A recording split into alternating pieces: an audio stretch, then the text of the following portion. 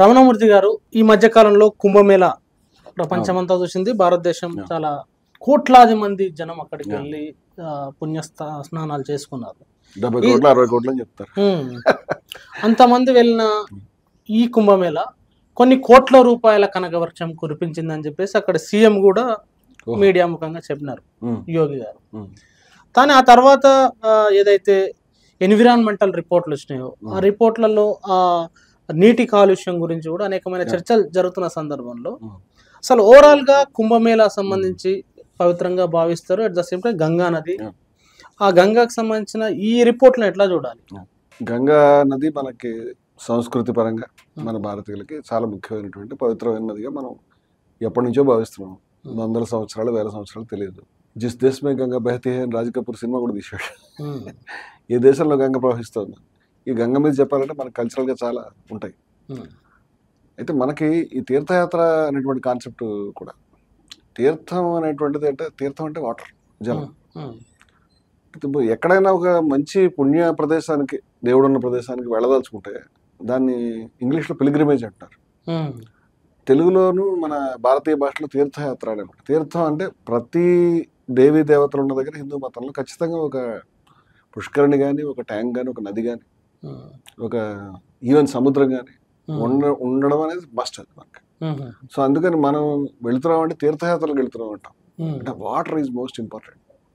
వాటరే కాదు, అసలు హిందువుకి మొత్తం ప్రకృతికి సంబంధించినటువంటి ప్రతి విషయం కూడా చాలా ఇంపార్టెంట్. ప్రకృతికి సంబంధించిన భూమి ఇంపార్టెంట్, నదులు ఇంపార్టెంట్, మబ్బులు ఇంపార్టెంట్, ఆకాశం ఇంపార్టెంట్. అందుచేత మనం దేవశాంతి, అంతరిక్ష శాంతి అని వేదంలో అంత సమస్తం హ్యాపీగా ఉండాలి. వేదంలో ఎంత గొప్ప సూక్తాలు ఉన్నాయంటే మధు సూక్తం ఉంటుంది. మధువాత రుతాయతే మధుక్షరంతి సింధవహ అని. సింధవహ అంటే జలాలు, నదులు అనమాట. మధు అంటే తీయగా, తీయగా ప్రవహించాలి నదులు. అంటే కాలుష్యం లేకుండా తీయగా అంటే ఎంతో తీయగా అంటే పంచదార వేసిన స్వీట్ అని కాదు. తీయగా అంటే హితకరంగా, హితకరంగా నీకు ఆరోగ్యదాయకంగా చక్కటి జలాలు ప్రవహించాలి. మధువాత అంటే గాలి మధురంగా వీచాలి, ఆకాశం మధురంగా ఉండాలి, భూమి మధురంగా ఉండాలి, సమస్తం మధురంగా ఉండాలి. ఋగ్వేద ఋషి ఎన్నో గొప్ప ఆలోచనలు. అసలు ప్రపంచంలో ఇంత గాలి మధురంగా వీచాలి, ఆకాశం మధురంగా ఉండాలి, సమస్త సృష్టి మధురంగా ఉండాలి, నదులు తీయటి నీటితో ప్రవహించాలి, ఔషధులు మధురంగా ఉండాలి. చాలా గొప్ప ఆలోచనలు ఇవన్నీ కూడా. అసలు ప్రాచీన కాలంలో ఋగ్వేద ఋషి ఎంత కన్సర్న్తో ఉన్నాడంటే, నేను భూమిపుత్రుణ్ణి, భూమి నా తల్లి అని చెప్పుకున్నాడు. అదితి సూక్తం అని ఉంటుంది. అదితిర్దేవురు అంతరిక్షం అదితి అని. ఈ భూమి అదితి అంటే భూమి, ఆకాశము భూమే, చెట్లు భూమే, నక్షత్రాలు భూమే, నేను భూమే, సమస్తం భూమే, పుట్టింది భూమే, జన్మ ఇచ్చింది భూమే, జన్మించింది కూడా భూమే. అదితిర్జాత జన్మితం అని చెప్తాడు. చాలా ఆశ్చర్యమైన మాటలు అన్నమాట. అంటే మనం అంటే ప్రకృతితో మనకి ఇంత క్లోజ్ కాంటాక్ట్ ఉన్నది. మనం దీంతో ఒకవేళ ఔషధుల గురించి తవ్వేటప్పుడు కూడా, అమ్మ నేను తవ్వుతున్నాను, నీకు నొప్పి కలిగిస్తాను, నన్ను క్షమించు అని చెప్తాడు. అదేవిధంగా ఇప్పుడు మనం గనుల్ని ఎక్స్ప్లోర్ చేస్తున్నాం కదా, ఒక దగ్గర అథర్వణ సూక్తంలో భూమి సూక్తం ఉంటుంది. దాంట్లో చెప్తాడు ఋషి, అమ్మ నీకు ఎంత శక్తి వీలవుతుందో, నీకు నొప్పి, వైటల్ ఆర్గాన్స్ అంటాం కదా మనం, అంటే ముఖ్యమైనటువంటి మన లివరు, వాటికి తగిలితే మనిషి చచ్చిపోతాడు కదా, లివరును, గుండెకాయ, మెదడు, వాటి వైటల్ ఆర్గాన్స్ అంటారు.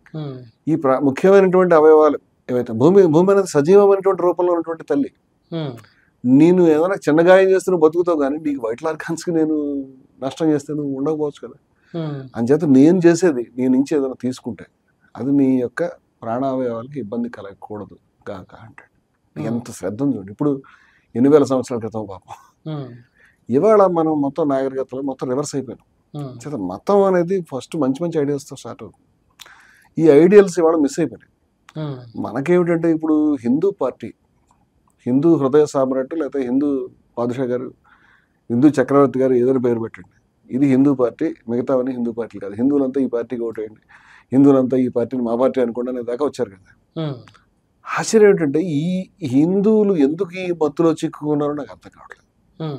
అంటే మతం మందో కాదో తెలియదు, కానీ ముందర హిందువులు అయితే మత్తులో చిక్కుపోయారు. ఏం మత్తు అంటే ఇది మంది, బయట మేధావులు దాని కూడా ప్రచారం చేస్తున్నారు. ఈ సమయంలో హిందూ పార్టీగా చెప్పుకునేటువంటి పార్టీ హిందువులకు ఎంతో ముఖ్యమైనటువంటి గంగానది, హిందువులకు ఎంతో పవిత్రమైన గంగానదికి పుష్కరాలు ఏమిటి మనకి? పుష్కరాలు మనకి నదులకి, సముద్రాలకి ఏదో ఒక అకేషన్స్లో మనం వేల మంది వెళ్ళటం అనేది అన్ని చోట్ల, ఈ కృష్ణాకి, కావేరికి, గోదావరికి, లేకపోతే సముద్రం స్నానం చేయటం, అనేక సార్లు స్నానాలు చేయటం అనేది చాలా ముఖ్యమైన ఘట్టం.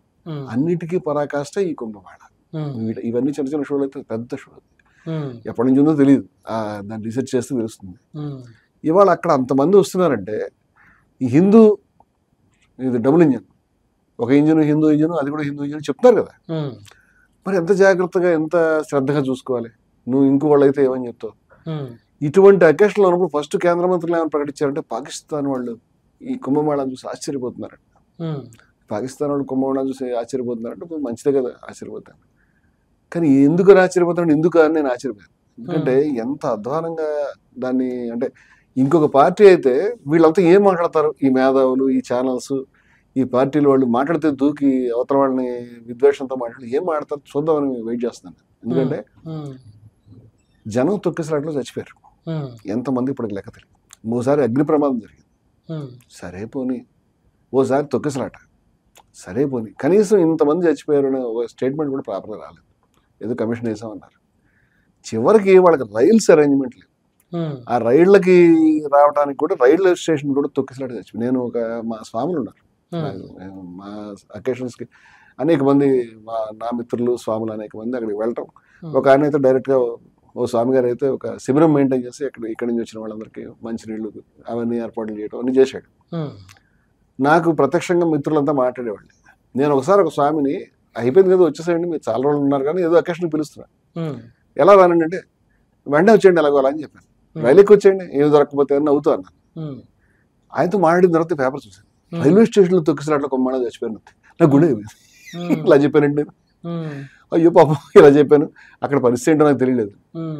ఇవాళ కనీసం ట్రైన్స్ని ప్రాపర్గా మెయింటైన్ చేసి మనం వాళ్ళని వెనక్కి తెచ్చుకోవడం, ఏ రకమైన ఏర్పాట్లు ప్రాపర్గా జరగలేదు అనేది జనం చచ్చిపోతున్నారంటే దీన్ని మరి హిందువులు, హిందూ పార్టీలు, హిందూ ప్రభుత్వాలు ఎందుకు అంటున్నారండి నా ప్రశ్న. ఎందుకు అనుకుంటున్నారండి? ఇప్పుడు ఇక్కడ తిరుపతిలో కూడా మనకి తొక్కిసలాట జరిగి చచ్చిపోయారు. అదే కనుక అంటే మనకే రాజకీయమైనటువంటి అభిమానాలు ఏమి ఉండి మాట్లాడుతున్నది కాదు. ఇన్కేస్ జగన్ ఉంటే కనుక నువ్వు క్రిస్టియన్ కాబట్టి పనిచేసేవాడు. ఎవరైనా సరే ఎలినేట్ చేయడానికి ఇవాళ కూటమి ప్రభుత్వం అధికారంలో తిరుపతిలో తొక్కిసలాట జనం చచ్చిపోయారు. Who is responsible? ఒక మనిషి చచ్చిపోతే అల్లు అర్జున్ మీద కేసు పెట్టి అరెస్ట్ చేశారు. మరి ముఖ్యమంత్రిని అరెస్ట్ చేయాలి, నేను అడుగుతాను. చేయాలా? ఎవరిని చేయాలి? అంటే అటు యోగిని, ఇటు చంద్రబాబుని చేయాల్సి వస్తుంది కదా. జరిగింది కదా. అంటే నేను అలా చేసేమని అనడానికి కాదు, అంటే ఇంత ఉత్సాహంగా దాన్ని వేటాడినట్టు వాళ్ళందరూ ప్రశ్నలు వేసుకోవాలి.